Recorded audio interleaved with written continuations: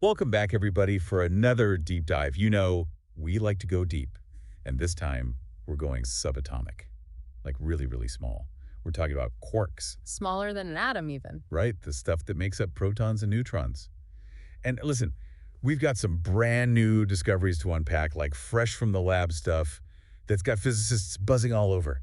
It really is a fascinating time for quark research. So, for those of us who maybe haven't thought about quarks since high school, I'm right there with you. Hmm. Remind us what they are, and then tell us what's got everyone so excited right now. Okay, so quarks, they're these tiny particles, the fundamental building blocks of matter. And for a long time, we thought they just came in groups of two or three, Yeah. making up those protons and neutrons we all know and love. Right. I don't know. But it turns out quarks can get a lot more complex. Complex how? Well, we're talking about exotic particles, Mm-hmm. combinations of quarks that we haven't seen before. The Large Hadron Collider, the world's most powerful particle accelerator. Yeah. It's showing us that quarks can actually form groups of four or even five. Whoa, wait. So not just the usual 2 or 3 quarks in a proton or neutron. We're talking about 4, 5 quarks all hanging out together. Exactly. And these exotic particles, they're called, get ready for it, pentaquarks and tetraquarks. Pentaquarks, tetraquarks, 5 quarks, 4 quarks.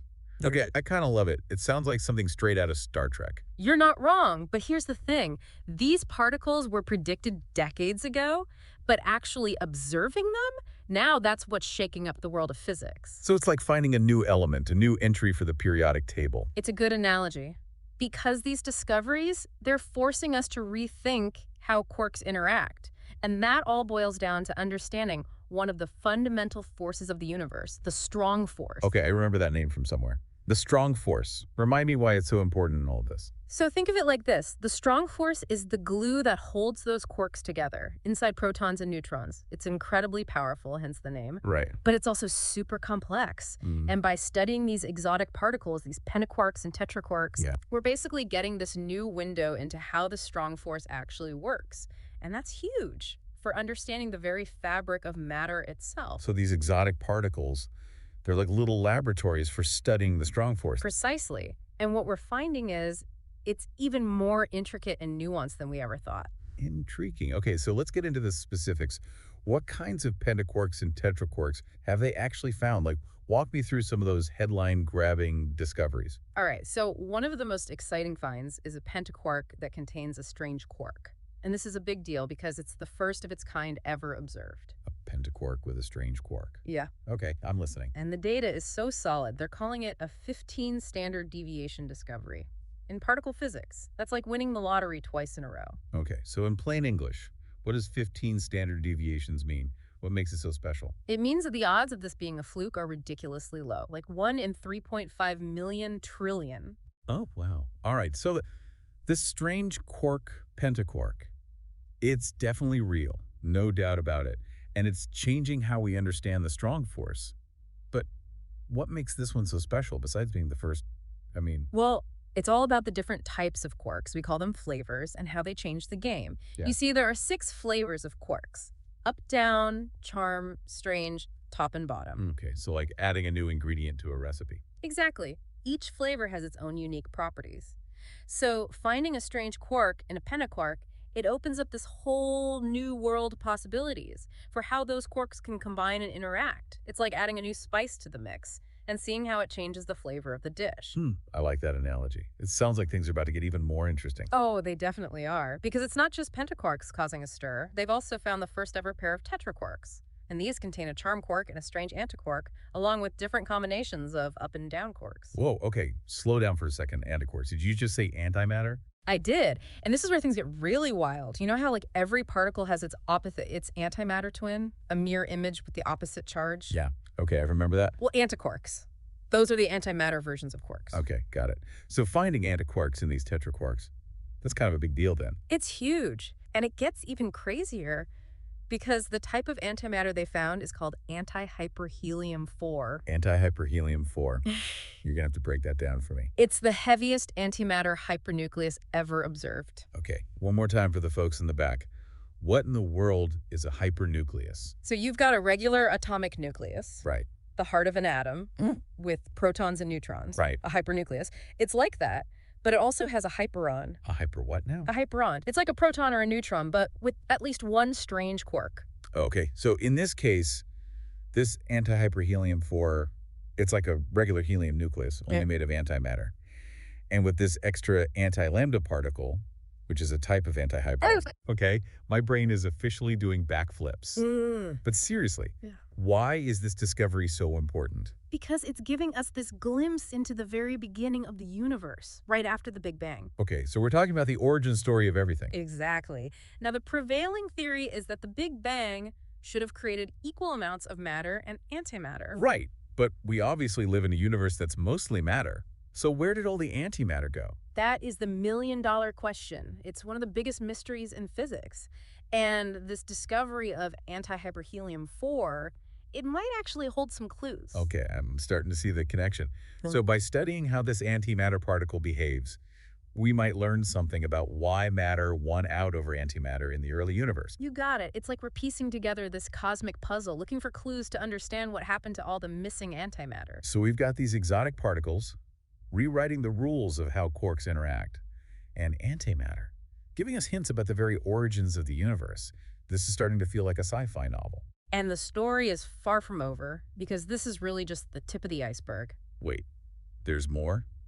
What other quirky mysteries are scientists hoping to solve in the future? Well, for one, we still don't fully understand the strong force itself. I thought we were getting new insights from these exotic particles. We are, but there's still so much we don't know. It's like we've just started exploring this vast, uncharted territory. We found a few landmarks, but the real adventure is just beginning. So what's next on the map for these quark explorers? Where are they headed? One big frontier is the search for even more exotic particles. We've got pentaquarks, tetraquarks. Who knows what else might be out there? Hexaquarks, septaquarks, maybe even more complex combinations we haven't even imagined yet. It's like a whole zoo of quarks out there. Kind of, and the more we discover, the more we learn about the fundamental building blocks of matter and the forces that govern them. Okay, so more exotic particles on the wish list. But what about the strong force itself? What are the big questions that scientists are wrestling with? One of the biggest puzzles is how it behaves at extremely high energies, like those found in the early universe. Higher than what they can create at the Large Hadron Collider. Even higher. And that's where the concept of quark gluon plasma comes in. Quark gluon plasma, that sounds intense. It is. Imagine a state of matter so hot and dense that the quarks and gluons, those are the particles that carry the strong force, they're no longer confined inside protons and neutrons. They're just roaming free like a cosmic soup. A soup of quarks and gluons. Now I'm craving ramen.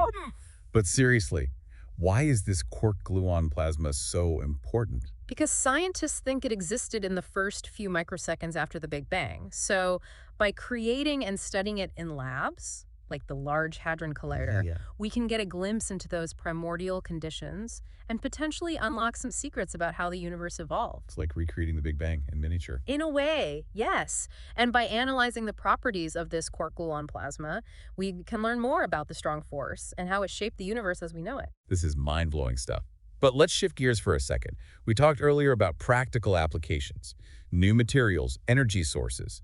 Could these quark discoveries actually lead to new technologies? Absolutely. Understanding the strong force could lead to breakthroughs in materials science. Imagine materials that are stronger, lighter, more durable than anything we have today. Like a real-life vibranium. Maybe. It could revolutionize everything, from construction and transportation to aerospace and energy production. So those sci-fi dreams of super strong spaceships and unbreakable armor, they might actually become reality. It's definitely a possibility, and who knows what other technological marvels might come from a deeper understanding of quarks and the forces that govern them. It seems like every answer just leads to more questions, which is what makes this all so exciting. But before we get lost in the infinite possibilities, let's just take a moment to appreciate how far we've come in our understanding of the universe. You're right. It's incredible to think that just a few decades ago, quarks were just this theoretical concept. And now, we're creating them, studying them, using them to probe the deepest mysteries of the cosmos. It's a testament to human curiosity and ingenuity. And it all comes back to these tiny, seemingly insignificant particles, quarks, who knew they held such profound secrets. It's a beautiful reminder that the smallest things can have the greatest impact.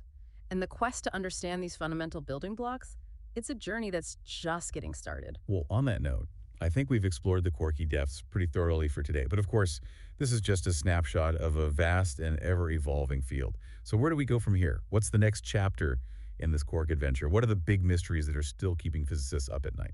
Well, one of the most exciting possibilities, and this is really out there, is the idea that we might discover entirely new forces of nature. New forces. Wait, Right, we already have the four fundamental forces. right, Gravity, yeah. electromagnetism, the weak force, and the strong force. Right. Those are the ones we know about. But there could be others lurking in the shadows, just waiting to be uncovered. Okay, I'm intrigued. How could studying quarks possibly lead us to a new force of nature? It's all about looking for those cracks in our current understanding. Every time we've discovered a new particle or a new force, it's been like adding a new piece to this giant cosmic puzzle. Okay, I'm following. And sometimes those new pieces, they don't quite fit with the existing picture. They create like a wrinkle in the fabric of reality. Exactly. They create these anomalies, these discrepancies that suggest there's something else going on, something we don't yet understand. Mm. And some physicists believe that these anomalies could be signs of a fifth force, a new force that interacts with matter in ways we haven't seen before. A fifth force. Okay, now that's just blowing my mind. What kind of experiments or observations could actually point us towards this fifth force? Well, one promising avenue is the study of rare particle decays. You see, in the quantum world, particles can spontaneously transform into other particles. But sometimes those transformations happen in ways that defy our expectations, based on the known laws of physics. So we're looking for those rule breakers, the particles that don't follow the script. Exactly. And if we find particles decaying in ways that can't be explained by the standard model, which is our current best theory of particle physics, Yeah. it could be a sign that a new force is influencing their behavior. So these particles are like sending us a secret message, a clue that there's more to the universe than we currently understand. It's a beautiful way to put it. And who knows what other secrets quarks might reveal? Perhaps they hold the key to understanding dark matter. Dark matter, the stuff that makes up most of the universe's mass, but we can't even see it. The very same. We know very little about dark matter, but some theories suggest that it might interact with ordinary matter through a new force, one that's much weaker than the four we already know about. So we're talking about a whole new realm of physics, a Yeah. hidden world of particles and forces that we're just starting to glimpse. That's the incredible thing about science. It's this never-ending journey of discovery. With every new finding, we open up new avenues of exploration, new possibilities that we couldn't have even imagined before. It's both humbling and exhilarating to think about all the mysteries that are still out there, waiting to be unraveled. It really is. And the pursuit of those mysteries, that's what drives us as scientists. It's that insatiable curiosity, the desire to understand the universe at its most fundamental level. And who knows, maybe one day, some of our listeners will be the ones making those groundbreaking discoveries, rewriting the textbooks, and pushing the boundaries of human knowledge even further. I have no doubt about it. The future of quark research is incredibly bright, full of possibilities and potential breakthroughs. Well, on that note of cosmic optimism, I think we've reached the end of our deep dive into the world of quarks. We've covered so much ground today, from exotic particles to the mysteries of antimatter and the tantalizing prospect of new forces and hidden dimensions. It's been quite a journey, and I hope our listeners have come away with a deeper appreciation for the incredible complexity and beauty of the universe at its smallest scales. I know I have. And remember, this is just the beginning. The world of quarks is vast and still largely unexplored. There's so much more to discover, so much more to learn. So stay curious, keep asking questions, let your imaginations run wild. The universe is full of wonders just waiting to be revealed. And on that note, we'll bid you farewell for now. Until next time, keep exploring the infinite.